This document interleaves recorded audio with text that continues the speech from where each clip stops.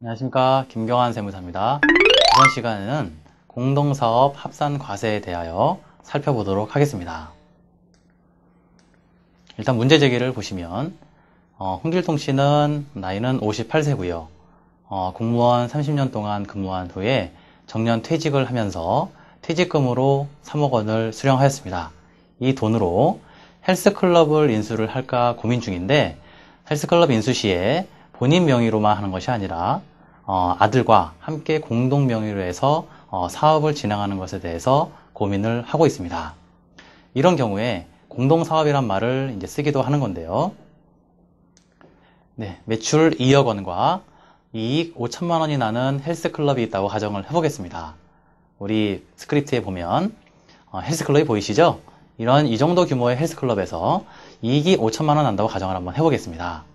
이랬을 때 처음에 아버지와 아들 간의 손익분배 비율을 60대 40, 6대 4의 비율로 나누기로 서로 합의를 보았다고 한번 가정을 해보죠. 그러면 여기에 대해서 과연 공동사업에 따른 소득금액이 어떻게 나누어질 것인가? 원칙은 우리 세법에서는 구분과세입니다. 특수관계자가 아무리 공동사업을 한다 하더라도 원칙적으로는 구분해서 과세가 되기 때문에 아버지는 5천만 원의 60%인 3천만 원, 그 다음에 아들은 5천만 원의 40%인 2천만 원의 소득금액이 생기는 게 원칙이라는 거죠. 반면에 예외가 있습니다. 이런 예외사항에 해당이 될 경우에는 구분과세가 아니라 합산과세입니다. 즉, 지분비율이나 손익분배 비율을 허위로 정하는 등 법에 정한 일정 요건에 해당되는 경우에는 5천만 원이라고 하는 전체 소득금액이 전부 아버지한테 귀속이 되어서 과세가 될 수 있다는 거죠. 그러면 아까 법에서 얘기했던 특수관계자의 범위는 어디에서 어디까지를 얘기하는 것인가? 일단 첫 번째 요건은 친인척 관계에 해당되는 사람을 의미합니다. 친인척 그러면 굉장히 범위가 넓을 수 있는데 대표적인 사례를 보시면 배우자 들어오는 거고요. 직계 존비속과 그 배우자, 즉 아버지, 어머니, 다음에 아들, 며느리 다 들어오는 겁니다. 세 번째는 형제, 자매와 그 배우자까지도 특수관계자의 범위에 들어오죠. 그러면 이런 친인척 관계에 있다라고만 해서 무조건 특수관계자의 범위에 들어오느냐? 그건 아니고요. 두 번째 요건이 동시에 충족이 되어야만 됩니다. 그 두 번째 요건은 바로 생계를 같이 하는 자여야 한다는 겁니다. 그래서 특수관계자란 친인척 관계에 있는 자 더하기 생계를 같이 하는 자, 이랬을 때 일단 특수관계자의 범위에 들어오는 거고요.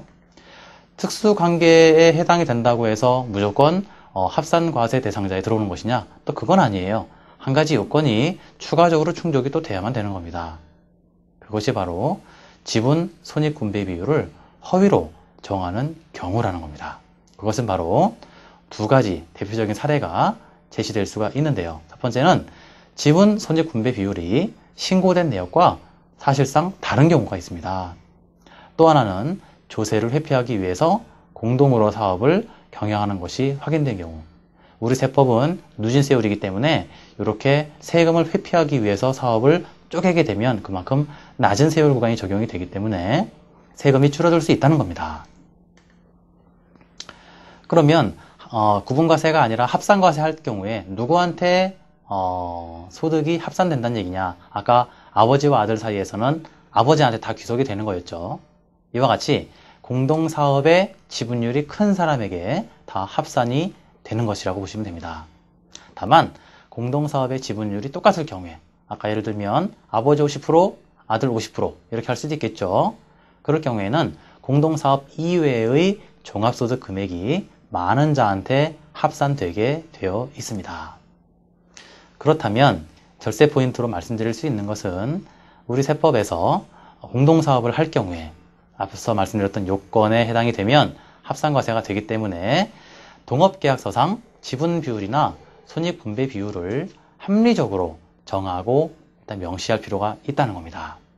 둘째는 아버지와 아들이 또는 형제가 공동사업을 하는 경우에는 아까 함께 생계를 같이 할 경우가 문제가 됐죠. 그래서 세대를 분리하는 것이 또 다른 절세 포인트라고 할 수가 있을 것입니다.